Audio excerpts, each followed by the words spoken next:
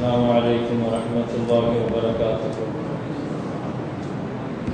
الحمد لله رب العالمين، والصلاة والسلام على أشرف الأنبياء والمرسلين وعلى آله وصحبه أجمعين. أما بعد، فأعوذ بالله من الشيطان الرجيم. بسم الله الرحمن الرحيم. وهل أتاك حديث موسى إذ رأى نارا فقال لأهلهم كثوا إني آنست نارا لعلي آتيكم منها بقبس أو أجد على النار هدى فلما أتاها نودي يا موسى إني أنا ربك فاخلع عليك إنك بالوادي المقدس طوى وأنا اخترتك فاستمع لما يوحى. قال نبينا محمد صلى الله عليه وسلم: وخير متاع الدنيا المرأة الصالحة. صدق الله العظيم وصدق رسوله النبي الكريم ونحن على ذلك من الشاهدين. والحمد لله رب العالمين. அளவற்ற அருளாளன் நிகரில்லா அன்புடையவன் இல்லாமல்ல அல்லாஹுவை போற்றி புகழ்ந்தவனாக உயிரிடும் மேலான முஹம்மது ரசூலுல்லாஹி ஸல்லல்லாஹு அலைஹி வஸல்லம் அவர்கள் மீதும் அவர்களின் பரிசுத்தமான தோழர்கள், குடும்பத்தினர்கள், உம்மத்தினர்கள் அனைவர்கள் மீதும் அல்லாஹுவின் பேரருளும் பெரும் கருணையும் வந்து சேரட்டுமாக. புனிதம் நிறைந்த ரமலானுடைய நாட்களில் நாம் செய்த எல்லா நல்ல அமல்களையும் அல்லாஹ் கபூல் செய்வானாக. நம்முடைய பாவங்களை அல்லாஹ் மன்னிப்பானாக. நம்முடைய நோன்பை, இரவு கால தராவீஹ், தஹஜ்ஜத், நஃபிலான வணக்கங்களை அல்லாஹ் ஏற்றுக்கொள்வானாக. நம்முடைய பொருளாதார வணக்கங்களை அல்லாஹ் கபூல் செய்வானாக. சதகா, ஜக்காத் போன்ற வணக்கங்களை அல்லாஹ் நம்மிடத்திலிருந்து ஏற்றுக்கொள்வானாக. குர்ஆன் திலாவத், இஸ்திக்ஃபார், ஸலவாத் போன்ற நல்ல காரியங்களை மேலும் மேலும் நிறைய செய்வதற்குள்ள நசீபை அல்லாஹ் தந்தருள்வானாக. கடந்துவிட்ட ரமலானுடைய நாட்களில் நம் அமல்களை அல்லாஹ் கபூல் செய்வதோடு மிச்சம் இருக்கிற ரமலானுடைய காலங்களையும் பாக்கியமானதாக கழிப்பதற்கு அல்லாஹ் தௌஃபீக் செய்வானாக. வாழும் காலமெல்லாம் ஆஃபியத்துடன் வாழ அல்லாஹ் தௌஃபீக் செய்வானாக.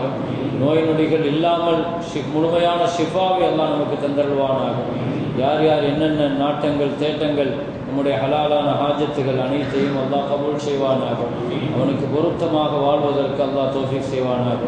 ஆயுள் முழுவதும் அடுத்தவர்களிடத்தில் தேவையாகாமல் முடங்கிவிடாமல் அல்லாஹ் பாதுகாப்பானாக. நம்முடைய உடல் உறுப்புகள் செயல்படக்கூடியதாக அல்லாஹ் ஆக்கி வைப்பானாக. அவன் தந்த நியாமத்துக்களுக்கு காலமெல்லாம் நன்றி சொல்லக்கூடிய நல்லடியார்களுடைய கூட்டத்தில் அல்லாஹ் நம்மை சேர்த்தருள் புரிவானாக.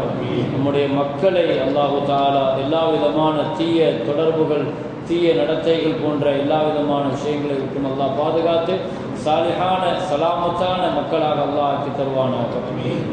நம்முடைய காலத்திற்கு பின்னாலும் நம்முடைய காலத்திலேயும் நமக்காக துஆ செய்யக்கூடிய பிள்ளைகளாக அல்லாஹு தஆலா நமக்கு ஆக்கி தருவானாக. கண்ணியமிக்க முஃமினீன்களே, அல்லாஹ்வின் நல்லடியார்களே, இன்று ஓதப்பட்ட சூரா, முக்கியமான 2 சூறாக்கள் ஓதப்பட்டிருக்கிறது. ஒன்று சூரா மரியம், இன்னொன்று சூரா தாஹா. பின்னால் சூரா அம்பியாவினுடைய சில பகுதிகள். இந்த சூரா மரியமிலேயும் சூரா தாஹாவிலேயும் அல்லாஹு தஆலா ஒவ்வொன்றிலேயும் 2 தம்பதிகளுடைய வாழ்க்கையை அல்லாஹ் குறிப்பிடுகிறான். கணவன் மனைவியினுடைய வாழ்க்கையை அல்லாஹ் நபிமார்களை ஒட்டி அல்லாஹ் குறிப்பிடுகிறான். உலகத்தில் வந்த எல்லா நபிமார்களும் நிக்காஹ் செய்திருப்பார்கள். நிக்காஹ் செய்யாத எந்த நபியும் கிடையாது. ஒரு நபின்னு சொன்னால் அந்த நபிகிட்ட 3 விஷயங்கள் இருக்கும். ஸல்லல்லாஹு அலைஹி வஸல்லம் சொன்னாங்க, எல்லா நபிகிட்டையுமே கண்டிப்பாக இந்த 3 காரியங்கள் கண்டிப்பாக இருக்கணும் என்று ஹஜ்ரத் ரசூலுல்லாஹி ஸல்லல்லாஹு அலைஹி வஸல்லம் சொன்னாங்க. அதில் சொல்லும்போது சொன்னாங்க, எல்லா நபிமார்களும் ஹஜ்ஜு செஞ்சிருப்பாங்க. ஹஜ்ஜு செய்யாத நபியே கிடையாது. ஒரு நபின்னு சொன்னால் அதற்கான தகுதி என்னன்னு சொன்னால் அவர் வாழ்க்கையில் எப்படியாவது ஒரு தடவை அங்கே போயிடணும், அங்கே போய் ஹஜ்ஜு செய்யணும். ஹஜ்ஜு செய்யாமல் அந்த பூமியை தொடாமல் ஒரு நபி இருக்கவே முடியாது. எனவே எல்லா நபிமார்களும் கண்டிப்பாக ஹஜ்ஜு செய்திருப்பார்கள். அதே மாதிரி அல்லாஹுவினால் அனுப்பப்பட்ட எல்லா நபிமார்களையும் அல்லாஹு தஆலா ஆடுகளை மேய்க்க வைத்திருப்பான். ஆடு மேய்க்காத நபியே கிடையாது. ஏன்னா ஆடுங்கிறது ஒரு பரக்கத்தான விஷயம். அது ஆட்டிடம் நிறைய விஷயங்களை கற்றுக்கொள்ளணும். ஏன் நபிமார்களை பூரா அல்லாஹு தஆலா சில நபிமார்கள் ஒட்டகம் மேய்ச்சிருப்பாங்க, சில நபிமார்கள் மாடு மேய்ச்சிருப்பாங்க. ஆனால் ஆடு கண்டிப்பாக எல்லா நபியும் மேய்த்தே ஆக வேண்டும். அப்போ நபித்துவத்தினுடைய குணமாக ஆடுகளை மேய்ப்பதை பற்றி பெருமானார் ஸல்லல்லாஹு அலைஹி வஸல்லம் சொன்னார்கள். நான் கூட மக்காவினுடைய அந்த பாலைவன பூமியில் ஆடு மேய்ச்சிருக்கிறேன் என்று அதற்கு ரசூலுல்லாஹி ஸல்லல்லாஹு அலைஹி வஸல்லம் சொன்னார். என்ன ஆடு மேய்க்கிறதுங்கிறது நம்முடைய பொறுமை அவ்வளவு சோதிக்கும். ஆடு மேய்க்கிறது சாதாரண விஷயம் கிடையாது. அப்போ மனிதர்களை இனிமே அவங்க மேய்க்க போறாங்க, சமுதாயத்திற்கு வரப்போறாங்க. அல்லாஹ் அதற்கு முன்னாடி எதற்கு பயிற்சி கொடுக்குறாங்கன்னா ஆட்டை வச்சு அல்லாஹ் பயிற்சி கொடுக்கலாம். ஆடுகள் என்பது பரக்கத்தானது, அது மேய்க்கிறதுல நிறைய பாடம் வேணும், நிறைய பொறுமை இருக்குது. இதெல்லாம் தாண்டி ஆட்டை மேய்க்கக்கூடியவங்களுக்கு பணிவுத்தன்மை ஏற்படுமா. ஒவ்வொரு மிருகத்திலையும் ஒவ்வொரு குணம் இருக்குது. அந்த மிருகத்துடைய தொடர்புல இருக்கிற பொழுது அந்த குணங்கள் அந்த மனுஷனுக்கு வரும். யாரு குதிரையை இது பண்றானோ, குதிரையை வச்சிருக்கிறவனுக்கு இந்த பெருமை குணம் அதிகமாக வரும். இது மாதிரி ஒவ்வொரு மிருகத்தினுடைய சுபாவங்கள் சொல்லி இருக்கு. அப்ப ஆட்டினுடைய சுபாவம் என்னன்னா பணிவு. எனவே ஆடு மேய்க்கிறவங்கள்ட்ட இயற்கையாகவே பணிவுங்கிற சுபாவம் வந்துருங்கிறதுனால எல்லா நபிமார்களும் கண்டிப்பாக ஆடு மேய்த்திருக்கணும். அப்ப மூன்றாவது ஒரு நபிக்கான தகுதியாக நிக்காஹ் செய்யாத நபியே கிடையாது. வலகத் அர்சல்னா ரசூலம் மின் கப்லிக வஜஅல்னா லஹும் அஸ்வாஜன் வ துர்ரியா. ஸல்லல்லாஹு அலைஹி வஸல்லம் அல்லாஹ் சொன்னா, நபியே உங்களுக்கு முன்னால நிறைய ரசூல்மார்களை நாம அனுப்பி வச்சோம். அவங்களுக்கு எல்லாம் மனைவிகளும் உண்டு, மக்களும் உண்டு. மனைவி மக்கள் குடும்பம் இல்லாத நபியே கிடையாது. அல்லாஹ்வுக்கு குடும்பமும் குடும்பஸ்தனை ரொம்ப பிடிக்கும். யார் நிக்காஹ் செய்யலையோ அதற்கு இப்னு மஸ்ஊத் ரலியல்லாஹு சொன்னாங்க, வாழ்க்கையில எந்த சூழ்நிலையிலையும் நீங்கள் நிக்காஹ் செய்யாம அல்லாஹ்வை நீங்க சந்திச்சிடாதீங்க. அதுக்கான வாய்ப்புகளும் சூழல்களும் எல்லாம் இருந்தும் கூட நீங்க நிக்காஹ் இல்லாம ரொம்ப சந்திச்சிடாதீங்க, அல்லாஹ்வுக்கு பிடிக்காது. ஒரு நல்ல வசதி இருந்து ஒருத்தர் நிக்காஹ் செய்யாம இருந்தார். ஸல்லல்லாஹு அலைஹி வஸல்லம் அவரை கூப்பிட்டு சொன்னாங்க, நீங்க நிக்காஹ் செஞ்சீங்களா? இல்ல, நிக்காஹ் செய்யல. வசதி இருக்குதா? எல்லா வசதியும் இருக்குது, வயசும் வந்துட்டு நிக்காஹ் செய்யல. ஸல்லல்லாஹு அலைஹி வஸல்லம் ஒரு வார்த்தை சொன்னாங்க, நீங்க ஏன் முஸ்லீமா இருக்கிறீங்க? நீங்க கிறிஸ்துவத்துல போனா துறவரத்துல போயிடலாமே அப்படின்னா, ஒரு கிறிஸ்துவ துறவியா போயிடலாமே நீங்க. எவ்வளவு ஒரு கடுமையான ஒரு கோப வார்த்தை அது. ரசூல் ஸல்லல்லாஹு அலைஹி வஸல்லம் நிக்காஹ் குறித்து, நிக்காஹ் வாழ்க்கையை குறித்து, ஏன்னா நபிமார்களை பொறுத்த வரைக்கும் அல்லாஹு தஆலா அந்த நபிமார்களுடைய வாழ்க்கையில அவங்களை குடும்பஸ்தர்களாகத்தான் அல்லாஹ் பார்க்க விரும்புவான். அப்போ குடும்பமும் குடும்பம் சார்ந்த விஷயங்களும் அல்லாஹ்வுக்கு ரொம்ப பிடிக்கும். அல்லாஹ் அது ரொம்ப நேசிக்கிறான். ஒரே ஒரு நபி மட்டும்தான் நிக்காஹ் செய்யல நபிமார்கள்ல, ஹஜ்ரத் ஈசா அலைஹிஸ்ஸலாம். ஈசா அலைஹிஸ்ஸலாம் நிக்காஹ் செய்யல, அவருக்கு மனைவி கிடையாது. ஆனா நிக்காஹ் செய்யாம இருந்துருவாங்களா அப்படின்னா இல்ல, பின்னால வருவாங்க. பின்னால ஒரு வாழ்க்கை ஈசா அலைஹிஸ்ஸலாத்திற்கு இருக்குது. 33 வருஷம் வாழ்ந்துட்டு போயிருக்கிறாங்க. இனி பின்னால இன்னொரு 40 வருஷம் வாழ்வாங்க. மொத்தம் ஈசா அலைஹிஸ்ஸலாத்துக்கு ஒரு 73 வருஷம் வாழ்க்கை இருக்குது. 73 வருஷம் வாழ்க்கையில 33 வருஷத்தை முடிச்சிருக்கிறாங்க. இனி ஒரு 40 வருஷம் பின்னால கியாமத்தினுடைய நெருக்கத்துல வாழ்வாங்க, 40 வருஷம். அப்ப அந்த 40 வருஷத்துல ஈசா அலைஹிஸ்ஸலாத்துக்கு நிக்காஹ் நடக்கும், மற்ற குழந்தை மற்ற விஷயங்கள் எல்லாம் உண்டு.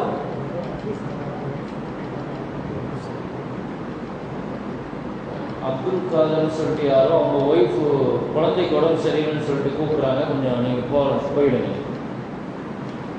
சரி, அல்ஹம்துலில்லாஹ். இப்போ நிக்காஹ்ங்கிறது குடும்ப வாழ்க்கையில ரொம்ப ஒரு முக்கியமான ஒரு பகுதி அது. அப்ப அல்லாஹ் தஆலா இந்த 2 சூரா மரியம்ல ஒரு தம்பதியை பத்தி அல்லாஹ் சொல்றான். யாருன்னா அதுல ஜக்கரியா அலைஹிஸ்ஸலாமும் அவருடைய மனைவியை பத்தியும் அல்லாஹ் சொல்றான். அதே மாதிரி சூரத்து தாகால மூசா அலைஹிஸ்ஸலாமும் அவருடைய மனைவியை பத்தி. அப்ப கணவன் மனைவியினுடைய வாழ்க்கையை ஒட்டி குர்ஆன்ல பல இடங்கள்ல அல்லாஹ் சொல்றான். அந்த நான் சொன்ன மாதிரி வரலாற்றில் முக்கியமான பகுதிகளை மட்டும் சொல்லுவான். இந்த தம்பதிகளுடைய வாழ்க்கையில என்ன பிரச்சனை? ஜக்கரியா அலைஹிஸ்ஸலாம் அவங்களுடைய மனைவி விஷயத்துல கல்யாணமாகி குழந்தை கிடையாது, நீண்ட ஆண்டுகளாக குழந்தை கிடையாது. அப்ப தம்பதிகள் சந்திக்கிற முக்கியமான பிரச்சனைகள்ல இது ஒரு பிரச்சனை. கிட்டத்தட்ட ஜக்கரியா அலைஹிஸ்ஸலாத்திற்கு 120 வயசு ஆயிடுச்சு, அந்த அம்மாவுக்கு 80 வயசு ஆயிடுச்சு. அப்ப மனைவிக்கு 80 வயசு, கணவருக்கு 120 வயசு. கொஞ்சம் யோசிச்சு பாருங்க, எத்தனை காலங்களாக துவா செஞ்சிருப்பாங்க. கல்யாணம் முடிச்சு எவ்வளவு வருஷமா துவா செய்வாங்க. அப்படி துவா செஞ்சுக்கிட்டே இருக்கிறாங்க. ஜக்கரியா அலைஹிஸ்ஸலாம் மாதிரி எல்லாம் ஒரு உறுதிப்பாடு, அல்லாஹு அக்பர். அவர் துவா செய்வாரு, அந்த அம்மா ஆமீன் சொல்லும். எத்தனை வயசுல? வயசான காலகட்டத்துல. இன்னைக்கெல்லாம் கல்யாணம் முடிச்சு ஒரு வருஷத்துக்குள்ள புள்ள இல்லைன்னு சொன்னா, 2வது வருஷத்துல புள்ள இல்லைன்னா அப்படியே துவா கேட்கறத நிறுத்துவாரு, அப்படியே நிராசை அடைஞ்சிருவாரு. நீ நமக்கு பிள்ளையே இல்லைங்கிற மாதிரி முடிவுக்கு வந்துருவார். இதெல்லாம் படிக்கணும். தம்பதிகளுடைய வாழ்க்கையை குர்ஆன்ல அல்லாஹ் சொல்றதுடைய நோக்கம் என்னன்னா, உலகத்துல கணவன் மனைவி இருந்த அல்லாஹ் மேல உள்ள நம்பிக்கையை பாருங்க.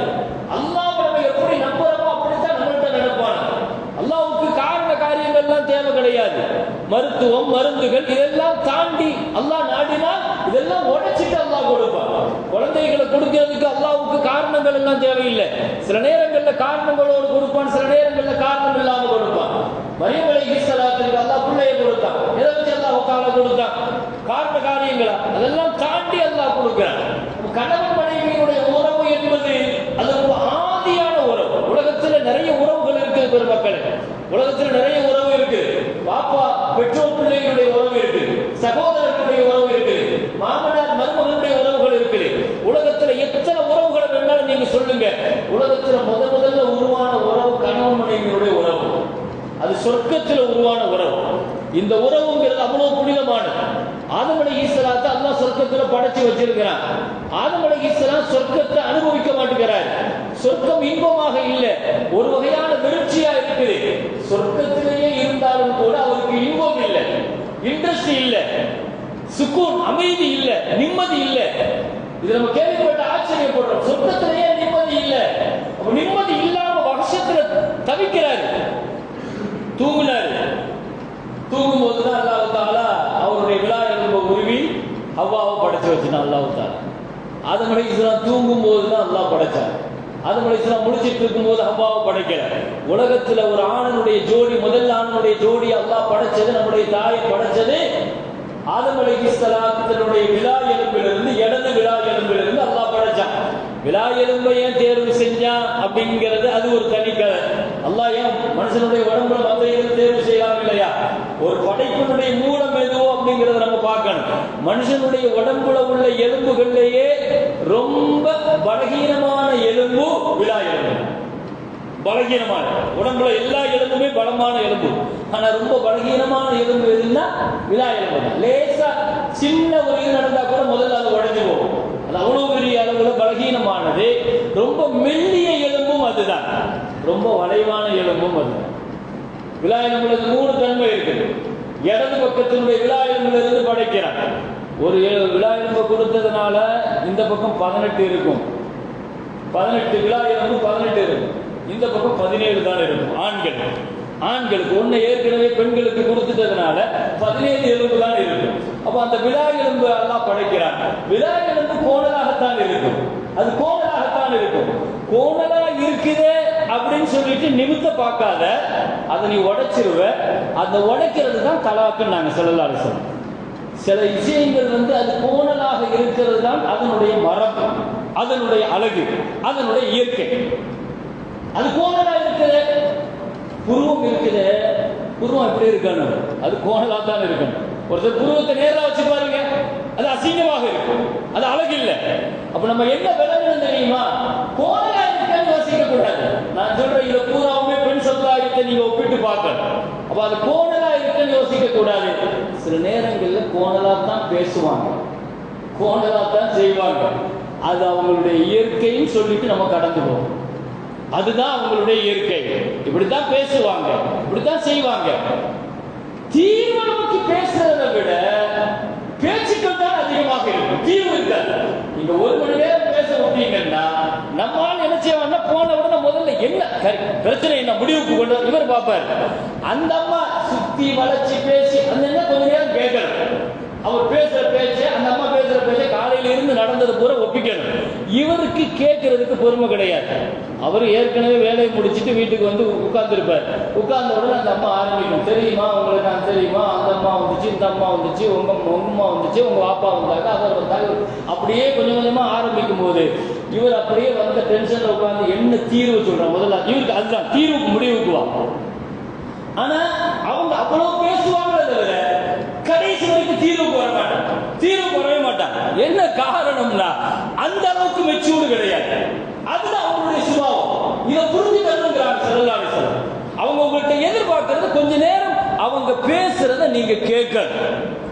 ஒரு நாளைக்கு குறைஞ்சபட்சம் 600 வார்த்தையாவது பேசணுமா பெண்கள்? அவங்களுடைய சுபாவம் 600 வார்த்தையாவது பேசணுமா? பேசுறது சரி, கேட்கறதுக்கு யார் இருக்கா? கேட்கறதுக்குள்ள ஆள் வேணும். ஸல்லல்லாஹு அலைஹி வஸல்லம் ஆயிஷா நாயிட்ட வந்து சொல்லுவாங்க, இதெல்லாம் ஸல்லல்லாஹு அலைஹி வஸல்லம் வாழ்க்கையில நம்ம பெற வேண்டிய கவுன்சிலிங். உலகத்துல நமக்கு யாருமே கவுன்சிலிங் பாடம் எடுக்க வேண்டாம். நம்ம போய் யாருக்கு முன்னாலே உட்கார்ந்து எனக்கு குடும்ப வாழ்க்கையை பத்தி கவுன்சிலிங் சொல்லுங்க, அதனால தான் அதுக்கு தான் 11 கல்யாணம் முடிச்சிருக்கிறாங்க. ஸல்லல்லாஹு அலைஹி வஸல்லம் ஒரு நிக்காஹ் இல்லை. நம்மள்ட்ட என்ன ஒரு வாழ்க்கையா இருக்குது, 11 வாழ்க்கை இருக்கு. நீங்க உங்க மனைவியினுடைய விஷயத்துல எந்த கேரக்டர்ல நீங்க திணறி போய் நின்னாலும், இதை எப்படி நான் ஹேண்டில் பண்றது தெரியல நீங்க யோசிச்சாலும், 11 மனைவிமார்களை ஸ்கிரீன்ல ஓட விடுங்க. ஏதாவது ஒரு மனைவி இங்க பேச்சா ஸல்லல்லாஹு அலைஹி வஸல்லமுடைய வாழ்க்கையில ஏதாவது ஒரு மனைவி, வயசுல மூத்தவங்க, வயசுல சின்னவங்க, அனுபவத்துல கூடினவங்க, குடும்பத்துல நிக்காஹ் முடிச்சிருக்கிறாங்க, வெளியே அந்நியத்துல சொந்தத்துல எடுத்திருக்கிறாங்க, பணம் உள்ளவங்க, பணம் இல்லாதவங்க, பலகீனமானவங்க, இப்படி என்னென்ன வெரைட்டி நீங்க குடும்ப வாழ்க்கையில ஒருத்தர் சொல்ல முடியாது. என் வாழ்க்கையில என் குடும்பத்தை நடத்துறதுக்கு ஸல்லல்லாஹு அலைஹி வஸல்லமுடைய வாழ்க்கையில என்கிட்ட ரோல் மாடல் இல்ல அப்படி நீங்க சொல்ல முடியாது. அப்படி சொல்ல முடியாத அளவுக்கு எல்லா மனைவிமார்களுடைய வாழ்க்கையில எல்லாமே நடந்திருக்கு. கிட்டத்தட்ட 23 வருஷம், 25 வயசுல இருந்து ஒரு 38 வருஷம் வாழ்க்கை நம்மள்கிட்ட இருக்கு. நான் அதுதான் ஒவ்வொரு நிக்காஹ்லையும் நாம சொல்றது. தொழுக தக்பீர் கட்டினா 10 நிமிஷத்துல தொழுக முடிஞ்சு. நோம்பு காலையில வச்சா மாலையில அரை நாள்ல நோம்பு முடிஞ்சிடும். ஹஜ்ஜி 8ல எஹ்ராம் கட்டினா 13ல 5-6 நாள்ல ஹஜ்ஜி முடிஞ்சிடும். கபில்து கையை பிடிச்சிட்டேன்னு சொல்லிட்டா எப்போ முடியும்? அது எப்போ முடியும்? மௌத்து வரைக்கும் இருக்கு. சொர்க்கத்திலேயும் இருக்கு. அவர்களும் அவர்களுடைய மனைவிமார்களும் சேர்ந்து சொர்க்கத்திற்கு. இது சொல்லும்போது ஒருத்தர் வந்து கேட்டார், அசித்த அங்கேயும் சொர்க்கத்துல ஆமா அவங்க வருவாங்க, அப்போ அது சொர்க்கமான்னு கேட்கிறார் அவர். அப்போ அது சொர்க்கம் தானா? இங்க படுற பாடு காணாம, இங்க கஷ்டப்படுறது காணாம அங்கேயும் போய் ஆசிரத்து. நம்ம ஜனாசாலையே அப்படித்தான் துவா கேட்கிறோம். அல்லாஹும் அப்திலுஹு தாரன் கைரம் மின் தாரி, அஹ்லன் கைரம் மின் அஹ்லி, ஜௌஜன் கைரம் மின் ஜௌஜி. யா அல்லாஹ், எங்க மனைவி, இவருடைய மனைவியை சிறந்த மனைவியாக மாற்றிக்கொள். ஜனாசா தொழுகையில் என்னங்க துவா ஓதணும்? 3வது தக்பீர்ல, 3வது தக்பீருக்கு பின்னால ஜனாசாவுக்கு துவா செய்யறோம் இல்லை? என்ன துவா செய்யறோம்? யா அல்லாஹ், இவரை சிறந்த குடும்பமாக, சிறந்த மனைவியாக, சிறந்த கணவராக, இவருக்கு சிறந்த வீடாக மாற்றிக்கொடு, இதையே மாற்றிக்கொடு சிறந்ததாக. எல்லா மனைவிமார்கள் அல்லா தர ஊரில் இருக்குதுன்னு வைங்க. ஆனாலும் இங்க நம்ம என்ன விளங்கணும்னா, ஒரு மிகச்சிறந்த குடும்ப வாழ்க்கை அல்லாஹு தஆலா சொர்க்கத்திலிருந்து அல்லாஹ் தொடங்குகிறார்.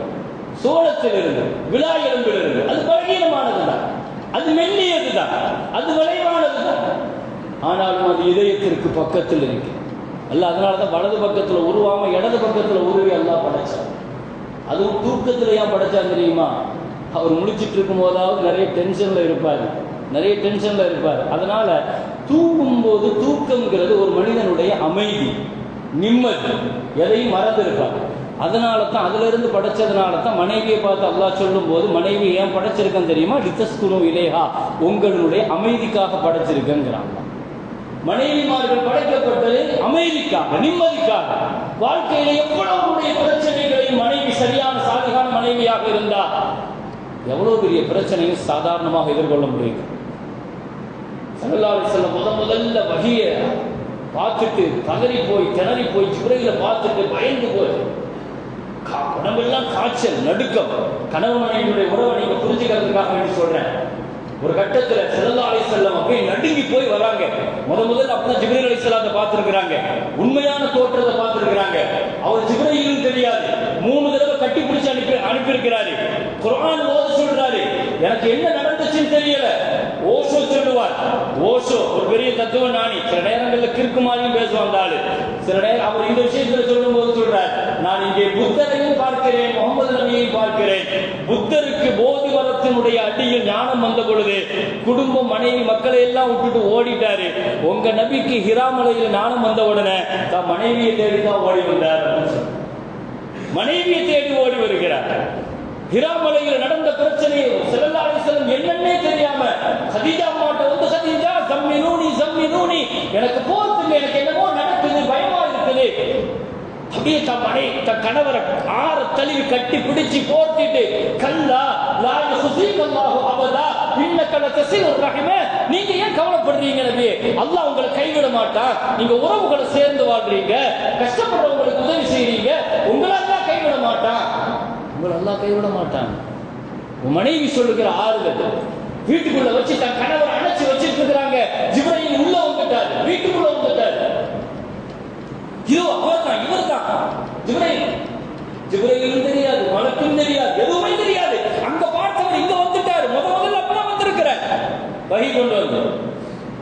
கதீஜா அம்மா எனக்கு தெரியலையே, இல்ல நிக்கிறாரு. ஒரு குழந்தை மாதிரி நடுங்கிறாங்க. அன்றைக்கு யார் இருந்தா? அபூபக்கர் ரலியல்லாஹு, உமர் ரலியல்லாஹு, யார் இருந்தது? யாருமே கிடையாது. அன்னைக்கு கதீஜா அம்மா மட்டும்தான், மனைவி மட்டும்தான். தன் கணவரை தேற்றுகிறார்கள், ஆறுதல் படுத்துகிறார்கள், உற்சாகப்படுத்துறாங்க. கவலைப்படாதீங்க, தைரியமா இருங்க. இன்னைக்கு அந்த ஆறுதல் வார்த்தைகள் தான் இன்னைக்கு தேவை. இழந்து நிற்கிறோம் சமுதாயத்தில். ஸல்லல்லாஹு அலைஹி வஸல்லம் சொன்னாங்க, ஒரு கணவர் வீட்டுக்குள்ள வரும்போது மனைவியை பார்க்கிறார், மனைவி கணவரை பார்க்கிறார், மனைவி கணவரை பார்த்து சிரிச்சிட்டு வரவேற்கிறார், கணவன் சிரிக்கிறார். அந்த நிமிஷத்துல 2 பேருடைய பாவம் மன்னிக்கப்படுதுன்னாங்க ஸல்லல்லாஹு அலைஹி வஸல்லம். சிரிச்சாலே பாவம் மன்னிக்கப்படும். சிரிச்சா போதும், சிரிக்கணும் இல்லையா? உள்ள நுழையும் போது சிரிக்கணும். இவரும் சிரிக்கிற மாதிரி பார்க்கணும், சிரிக்கிற மாதிரி வரணும். செருப்பை கலட்டும் போது பொறுப்பையும் சேர்த்து கலட்டிட்டு தான் வரணும். நான் பெரிய டாக்டர்ன்ட்டு உள்ள வரக்கூடாது, நான் பெரிய வக்கீல், நான் பெரிய பின்னால் 100 பேர் வேலை செய்யறாங்க, என் கம்பெனி தெரியுமா, நான் வந்தா அப்படியே ஆடும், அப்படியே அடங்கும், அப்படியே கண் உத்தரவு, கை உத்தரவு. இவர் மொத்தத்தையும் கொண்டு வந்து இங்கே தான் கொட்டுவார். வெளியெல்லாம் போய் பிரச்சனை வந்துச்சுன்னா பெரிய விட்டு கொடுத்துட்டு வந்துருவாரு. ஆனா குடும்பத்துக்குள்ள மனைவிட்ட மக்கள்கிட்ட போட்டு பார்ப்பார். என்னுடைய ஸ்டேட்டஸ் என்ன தெரியுமா? இங்கவே விட்டு கொடுக்கணுங்கிறாங்க ஸல்லல்லாஹு அலைஹி வஸல்லம். நீங்க உங்க பொறுப்பை போல தூக்கி எறிய வேண்டியது இங்கதான். ஒரு கணவராக மட்டும் உள்ளவாங்க, ஒரு தந்தையாக மட்டும் உள்ளவாங்க. இன்னமின் அஷ்ரஃபிர் ரிஜால், அல்லாஹ்வுக்கு ரொம்ப பிடிக்காதவன் யார் தெரியுமா? இதா தகல பைத்தஹு இஹ்தம்மத் ஜௌஜத்துஹு, உள்ள வந்துட்டாலே மனைவிக்கு கவலை வர ஆரம்பிச்சிடும். ஒரு கணவன் வீட்டுக்குள்ள வரும்போது மனைவிக்கு கவலை எங்க வரணும்? கவலை வருது. வஹர்வ அவுலாதுஹு, பிள்ளைகள் எல்லாம் பக்கத்துல வர மாட்டேங்காங்க. அப்படி வச்சிருக்கிறாரு, ஒரு ராணுவ கேம்ப் மாதிரி வச்சிருக்கிறாரு, ஒரு டெரரா டீல் பண்றாரு வீட்டுக்குள்ள வரும்போது. இவன் அல்லாஹ்வுக்கு பிடிக்காத ஆளுன்னு. இன்னைக்கு பல வீடுகளில் சண்டே வந்துருச்சுன்னா அந்த அம்மாவுக்கு கவலை வருதா இல்லையா? கூப்பிட்டு சொல்லுவார், ஏய் வீட்டில் இருப்பார் அந்த ஆள், நீ அவரை டென்ஷன் ஆக்கிறாத, ஒழுங்கா முதலே சொல்லி வச்சிரு அந்த அம்மா. இன்னைக்கு நிறைய வீடுகள் என்பது கணவர் உள்ள வருகிற பொழுது மனைவிக்கு மகிழ்ச்சி வரணும், பார்க்கணும், சிரிக்கணும், பாவம் மன்னிக்கப்படுது. முஹம்மது ஸல்லல்லாஹு அலைஹி வஸல்லம் சொன்னாங்க, எனக்கு தெரியலையே, இல்லங்க நிக்கிறாருங்கிறாங்க ஸல்லல்லாஹு அலைஹி வஸல்லம். தன் கணவர் மடியில வச்சு வலது பக்கத்துல வச்சு, ஹல் தராஹு, இப்ப தெரிகிறாரா? ஆமா தெரிகிறார். இடது பக்கத்துல வாங்க, அணைச்சு வைக்கிறாங்க. இப்ப தெரிகிறாரா? ஆமா தெரிகிறார். என் மடியில உட்காருங்க, மடியில உட்கார வைக்கிறாங்க. ஹல் தராஹு, இப்ப நிக்கிறாரா? ஆமா நிக்கிறாரு. எனக்கு அவர் பயமா இருக்கு அவரை பார்த்தா. சரின்ட்டு தன் தலையில இருந்த முக்காட்டை லேசா விளக்கிட்டு செல்ல கதீஜா அம்மா இப்ப தெரிகிறாரான்னு கேட்டாங்க. இல்ல மறைஞ்சிட்டாரு அப்படின்னா. கையை கொடுங்க, நீங்க நபி ஆயிட்டீங்கன்னாங்க சொல்லுறாங்க. கதீஜா அம்மா தான் முதல்ல ரசூலுல்லாஹ்வுக்கு அடையாளம் காட்டினாங்க. மனைவிங்கிறது அவ்வளவு பெரிய இடம், அது அவ்வளவு பெரிய அந்தஸ்து. உங்களை அல்லாஹ் நபி ஆக்கிட்டான். உங்கள்கிட்ட வந்து நீங்க பயப்பட வேண்டாம். என் கணிப்பு சரியாக இருந்தால் அவர் ஜிப்ரீல். அவர் ஜிப்ரீல் யாருக்கு யார் சொல்லி கொடுக்கிறார்? உங்கள்கிட்ட இன்னைக்கு வந்திருக்கிறாரு, எனக்கு எப்பவுமோ வந்துட்டாருட்டாங்க அந்த அம்மா. எங்கிட்ட வந்து அப்பவே நாங்க என் தோழிகளோடு பேசிக்கிட்டு இருக்கும்போது கணேசனுக்கு ஒருவர் வருவார், இந்த கூட்டத்தில் யாருக்காவது வாய்ப்பு இருந்தால் அவர் கல்யாணம் முடிச்சுக்கங்க அப்படின்னு சொல்லிட்டு போனாரு ஜிப்ரீல் அப்படிங்கிறாங்க. அன்னைக்கு நான் முடிவு பண்ண உங்களை கல்யாணம் முடிக்கணும், அரபுலகத்தில் தேடி நான் உங்களை கண்டுபிடிச்சேங்க கதீஜா. இன்னொரு காலம் வந்துச்சுங்க, மனைவி கணவரை மடியில் போட்டு ஆறுதல் சொல்ற காலம் போய் பின்னால் கதீஜா அம்மாவினுடைய கடைசி காலகட்டம், கதீஜா அம்மாவினுடைய மரண நேரம். காய்ச்சல்ல சக்கராத்தில் படுத்திருக்கிறாங்க. கடுமையான குளிர், காய்ச்சல், நடுக்கம். பக்கத்தில் மகள் ஃபாத்திமா சின்ன பிள்ளை. எனக்கு கடுமையான குளிரா இருக்குது, வாப்பாட்ட போய் போர்த்துறதுக்கு ஒரு போர்வை வாங்கிட்டு வருவியான்னு சொல்றாங்க. ஃபாத்திமா ரலியல்லாஹு அன்ஹா போய் ஸல்லல்லாஹு அலைஹி வஸல்லம் போய் கேட்டாங்க, அம்மாவுக்கு கடுமையாக காய்ச்சலா இருக்குது, குளிர்ல படுத்திருக்கிறாங்க, நடுக்கிட்டு இருக்கிறாங்க, போர்த்துறதுக்கு போர்வை கேட்டாங்க. ஸல்லல்லாஹு அலைஹி வஸல்லம் கண்ணீர் வடிச்சிட்டு சொன்னாங்க, மகளே, என் கதீஜாவிற்கா இந்த நிலை? என் தீனுக்காக கதீஜா கொடுத்தது மாதிரி உலகத்தில் யாருமே கொடுத்தது கிடையாது. இன்னைக்கு கதீஜா அம்மா இந்த தீனுக்கு கொடுத்ததை நீங்க பார்க்கணும்னா கிளாக் டவர்னு சொல்லி அண்ணாந்து பார்க்குற பாருங்க காபத்துல்லா கிட்ட. அந்த கிளாக் டவர் வேற ஒன்றும் இல்லை, கதீஜா அம்மாவுடைய வீடு தான். கதீஜா அம்மாவுடைய வீடை தான் அவ்வளோ பெருசாக கட்டி வச்சிருக்கிறாங்க, மக்காவினுடைய அடையாளமாக. அந்த அம்மா இந்த தீனுக்கு செய்த சேவையை அண்ணாந்து பார்க்கணும் கியாமத்து வரைக்கும் கட்டி வச்சிருக்கிறாங்க.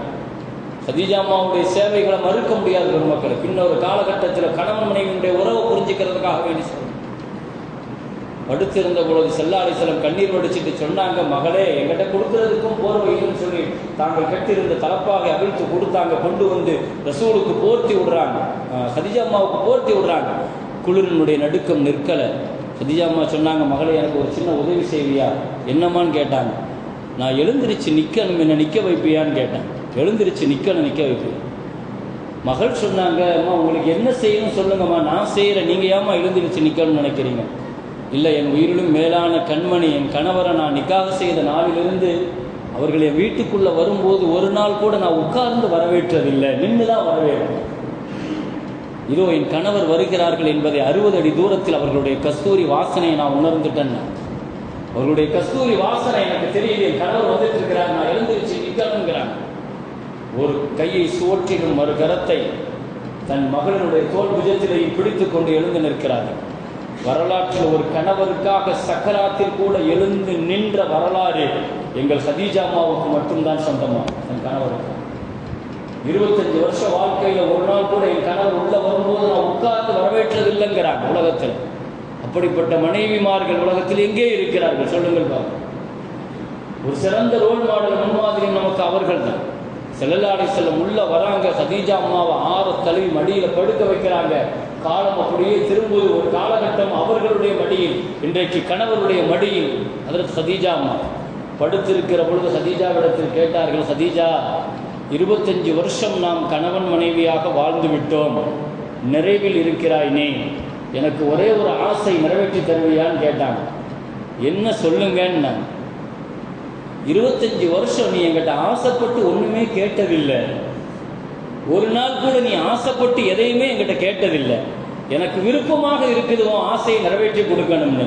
உனக்குன்னு ஏதாவது ஆசை இருந்தால் நீ சொல்ல மாட்டியா? இந்த நேரத்தில் நான் நிறைவேற்றி தருகிறேன் என்று சொன்னார்கள். இத்தனை ஆண்டு காலங்களாக உதடுகள் திறக்காத கதீஜா அம்மாவினுடைய உதடுகள் முதலாக திறந்தது. முஹம்மது ஸல்லல்லாஹு அலைஹி வஸல்லம் காது கொடுத்து கேட்கிறார்கள், எனக்கு 3 ஆசை மட்டும்தான் யார சொல்லலாம், 3 ஆசை மட்டும்தான், இந்த 3 மட்டும் எனக்கு நிறைவேற்றி கொடுங்க போதும். ஒரு மனைவி தன் கணவரிடத்தில் வாழ்நாளினுடைய நிறைவு பகுதியில் சொல்லுகிற இந்த வார்த்தை என்ன சொல்லுங்கன்னா, முதல்ல என் ரூஹு போகிற பொழுது என்னுடைய பாவம் மன்னிக்கப்படணும். என்னுடைய முதல் ஆசை, என் ரூஹு போகும்போது நான் பாவம் மன்னிக்கப்பட்டவராக போகணும்.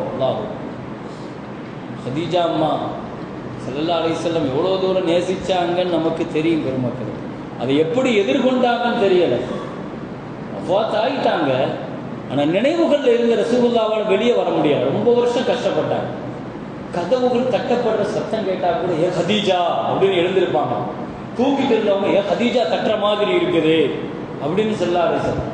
மக்கா வெற்றி பெற்று ஹிஜ்ரி 8 மக்காவுக்குள்ள நுழையும் போது எல்லாரும் என் வீட்டுக்கு வாங்க, உங்க வீட்டில் தங்குங்கன்னு சொன்ன போது என் கதீஜாவுடைய கபருக்கு பக்கத்தில் கூடாரம் அடிங்கன்னு அங்கே தான் தங்குவோன்னு நாங்கள் ஸல்லல்லாஹு அலைஹி வஸல்லம். கதீஜா அம்மா மேல் அவ்வளோ முஹப்பத், உலகத்தில் அவ்வளோ நேசித்து வாழ்ந்தாங்க ஸல்லல்லாஹு அலைஹி வஸல்லம். என் பாவம் மன்னிக்கப்படணும் யார சொல்ல, நிச்சயமாக அதுக்கு நான் பொறுப்பு கதீஜா. அடுத்து என்னன்னு கேட்டாங்க, நான் மௌத்தா போயிட்டா என்னுடைய கஃபன் துணி உங்கள் ஆடை தான், உங்கள் ஆடையில் தான் என்ன கஃபன் செய்யணும்னு சொன்னாங்க. தன்னுடைய கணவருடைய ஆடையில் கஃபன் செய்யணும்னு கேட்குறாங்க. நான் உங்களுக்கு கபூரிலையும் உங்களோடு இருக்கணும், உங்கள் ஆடையோடு இருக்கணும். ஒரு மனுஷனுடைய வாழ்க்கையில் அல்லாஹ் ஏன் கணவன் மனைவியினுடைய உறவு ஆடையோடு ஒப்பிடுறார்? புன்ன லிபாசுல்லக்கும் ஆந்தும் லிபாசுல்லகும், நீங்கள் அவர்களுக்கு ஆடை, அவர்கள் உங்களுக்கு ஆடை ஏன் சொல்றான்? ஏன்னா ஆடை தான் ஒரு மனுஷன் சொந்தமாக்குற முதல் பொருள். அதுதான் ஆடை தான் ஒரு மனுஷன் மௌத்துக்கு பின்னாலே கபூர் வரைக்கும் கொண்டு போறது ஆடை. கபூர்ல வேற என்னத்தை கொண்டு போறான்? கபூர்ல ஆடையை மட்டும்தான் கொண்டு போறான், கஃபன் துணியை மட்டும்தான் கொண்டு போறான். அவன் பிறந்த உடனே முதல்ல சொந்தமாக்குறது ஆடை, ஆடையை வச்சுதான் சுத்துறாங்க. ஆடைங்கிறது ஒரு மனுஷனுடைய வாழ்க்கையில எல்லாமும் ஆனது. அது மானத்திற்கு, பாதுகாப்பிற்கு, குறைய மறைக்கிறதுக்கு, இப்படி பல விஷயங்கள் அதில் இருக்கு. சொன்னாங்க உங்க ஆடையில அபூபக்கர் ரலியல்லாஹு மூத்தா போகும்போது சொன்னாங்களா, என்ன குளிப்பாற்றுறது என் மனைவி தான் குளிப்பாட்டணும்னு சொல்லி வசியத் பண்ணிட்டு கணவன் மனைவியினுடைய உறவுகள்ங்கிறது அவ்வளோ முக்கியமானது. எவ்வளோ தூரத்திற்கு கபூரில் கூட உங்கள் ஆடையை வச்சுட்டா என்ன நீங்கள் கஃபன் செய்யணும், கஃபன் செஞ்சு அடக்கணும். என்னுடைய 3வது ஆசை, அல்லாஹ் எனக்கு 4 பெண் மக்களை தந்தான். 4 பொம்பளை பிள்ளைங்கள்ல ருக்கையா, உம்மு குல்சும், ஜெய்னப் 3 பேர்களை நான் வளர்த்து ஆளாக்கி அதவு கொடுத்து கல்வி கொடுத்து கல்யாணம் முடிச்சு கொடுத்து நான் கடமையை நிறைவேற்றிட்டேன். என் புள்ள ஃபாத்திமாவை வளர்க்கிற நசீப் எனக்கு இல்லை யார சொல்லலாம். என் புள்ள ஃபாத்திமாவை தாய்க்கு தாயாக, தந்தைக்கு தந்தையாக நீங்கள் வளர்த்து இந்த உம்மத்திற்கு நீங்கள் உதாரணமாக என் பிள்ளையை நீங்கள் காட்டணும்னு கேட்டாங்க கதீஜா அம்மா. ஸல்லல்லாஹு அலைஹி வஸல்லம் கண்டிப்பாக நான் செய்து கொடுக்கிறேன்னு வாக்கு கொடுத்தாங்க. உலகத்தில் மிகச்சிறந்த பெண் சமுதாயத்தினுடைய முன்னோடியாக முன்மாதிரியாக ஸல்லல்லாஹு அலைஹி வஸல்லம் வளர்த்து கொடுத்த பெண். வெக்கம்னா வெக்கம், அப்படி வெக்கங்க. ரசூலுல்லாஹ் ஒரு பொம்பளை பிள்ளையை எப்படி வளர்ப்பாங்கிறத, உலகத்தில் பெண்களை எப்படி வளர்க்கணுங்கிறதுக்கு நம்ம ரசூலுல்லாஹ் ஃபாத்திமா ரலியல்லாஹு அன்ஹா தான். ஒரு 12 வயசுல மதீனா தெருவில் நடந்து போனால் ஒரு பெரிய போர்வையை போத்திக்கிட்டு நடந்து போவாங்க. சின்ன வயசு பார்த்து சிரிப்பாங்க, வயசான அம்மாம்பாங்க. ஸல்லல்லாஹு சிரிச்சுட்டு சொல்லுவாங்க, என் மகன் ஃபாத்திமான்னு சொல்லுவாங்க. 28 வருஷம் தான் வாழ்ந்தாங்க இந்த உலகத்தில், ரொம்ப வருஷம்லாம் வாழலை. ஒரு 28 வருஷம் வாழ்க்கை. ரசூலுல்லாஹ் மௌத்தா போகும்போது ஃபாத்திமான்னு சொல்லிட்டு போயிட்டாங்க, ஃபாத்திமா நான் போகிறேன், என் பின்னால் முதல்ல நீ தான் வந்து சந்திப்பண்ண. 6 மாதம் கூட ஆகும். ரசூலுல்லாஹ் வஃபாத்தாகி 6 மாதத்துல ஃபாத்திமா ரலியல்லாஹு அன்ஹா மௌத்தாகி. அந்த அளவுக்கு ஸல்லல்லாஹு அலைஹி வஸல்லம் ஒரு 9 வயசுல தெருவில் நடந்து போகும்போது சொன்னாங்க, அந்நிய ஆண்கள் இருக்கிறாங்க, மகளே கழுத்தை மூடுமா, உன் கழுத்து திறந்திருக்குது. பொத்தி பொத்தி பாதுகாக்கிறாங்க. பிள்ளையை எப்படி வளர்க்கணுங்கிறத ஒரு தாயாக தந்தையாக ஃபாத்திமா ரலியல்லாஹு அன்ஹாவை வளர்த்து இந்த உம்மத்தில் சொர்க்கத்தினுடைய தலைவியாக கொண்டு வந்து நிறுத்தினாங்க. மிக்க மேலான பெருமக்கள், திருமண உறவு பந்தம் என்பது அல்லாஹ் நேசிக்கிற மகத்தான உறவு என்பதை அல்லாஹு தஆலா இந்த 2 வரலாற்றின் வழியாக, மறுபுறத்தில் தாகாவின் மூசா அலைஹிஸ்ஸலாம் தன் மனைவிக்காக நெருப்பு தேடி போன இடத்தில் அல்லாஹ் நிறுத்தி சொன்னார், மூசாவை நில்லுங்கள், நீங்கள் நிற்கிற இடம் அது என்னுடைய வஹி வரக்கூடிய இடம். செருப்ப கலட்டுங்க, உங்களை நபியாக நான் தேர்ந்தெடுக்கிறேன்னு சொல்லி அல்லாஹ் சூரத்து தாகா. மனைவிக்கு வேலை செய்ய போனாரு. இந்த ஆயத்தின் கீழே என்ன எடுக்கிறாங்க தெரியுமா? மனைவிக்கு உதவி செய்ய போனவருக்கு அல்லாஹ் நபித்துவத்தை கொடுத்தார். உலகத்தில் மனைவியினுடைய வேலைகளில் பங்கெடுக்கிற கணவன்மார்களுக்கு அல்லாஹ் எவ்வளவு பெரிய பாக்கியங்களையும் நன்மைகளையும் கொடுப்பான் என்பதை இந்த ஆயத்தின் கீழ் எடுக்கிறார்கள். வாஹிர் தாவானா அல்ஹம்துலில்லாஹி ரப்பில் ஆலமீன். அஸ்ஸலாமு அலைக்கும் வரஹ்மத்துல்லாஹி வபரகாத்துஹு. اللهم تقبل منا صلاتنا وصيامنا وقيامنا وركوعنا وسجودنا وتضرعنا وتخشعنا، وتمم تقصير أعمالنا وتجاوز عنا سيئاتنا وتوفنا مع الأبرار. صلى الله وسلم على سيدنا محمد وآله وصحبه أجمعين، والحمد لله رب العالمين.